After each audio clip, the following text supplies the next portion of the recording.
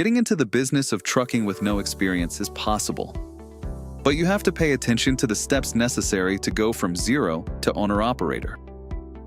Doing this in the right order matters. Trucking is not just about driving. It's about running a business.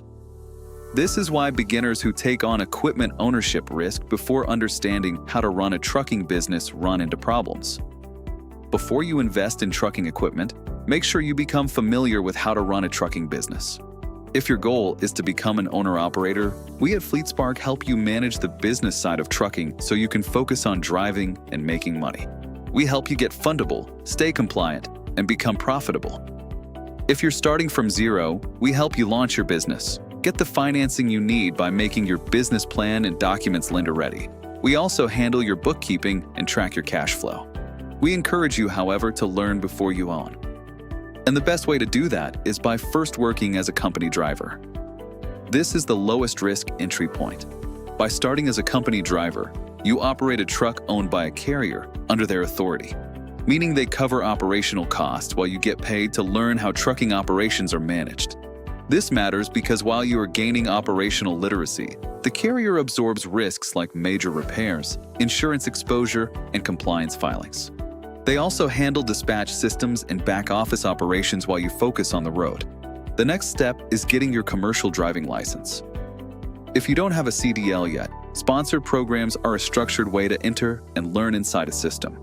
Next, you need to choose the lifestyle you want while being a driver. The schedule you work, meaning the hours, determines whether you last long enough to succeed. If you want to be home daily, then try to work local. However, keep in mind that working locally often means tighter schedules, more traffic, and sometimes more physical work. If you prefer to be home weekly, then try to work regional. Regional drivers typically operate within a 1,000-mile radius, spanning 4 to 5 states. However, your lane quality depends heavily on the carrier. OTR, or over the road, involves long-haul driving, transporting freight across state lines or national borders, often spanning thousands of miles over several weeks. OTR drivers live in their sleeper cabs and are crucial for nationwide logistics, typically earning higher mileage-based pay. These are your 3 truck driving schedule options. Make sure to pick the one you can keep up for 6 to 12 months. Consistency is what builds experience and success. Next, move toward truck and trailer ownership only after you have succeeded as a company driver for at least 6 months and have gained your commercial driving license. Trucking equipment ownership is a milestone, not a starting line. If you want more gradual steps into increasing your risk-taking, then lease-to-own could be a great option for you. Lease-to-own, or lease purchase, is a contractual agreement where a driver leases equipment from a carrier or dealer with the option to purchase the vehicle at the end of the lease term.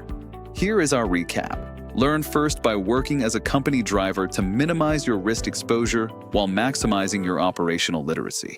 Then move toward ownership once you understand the business.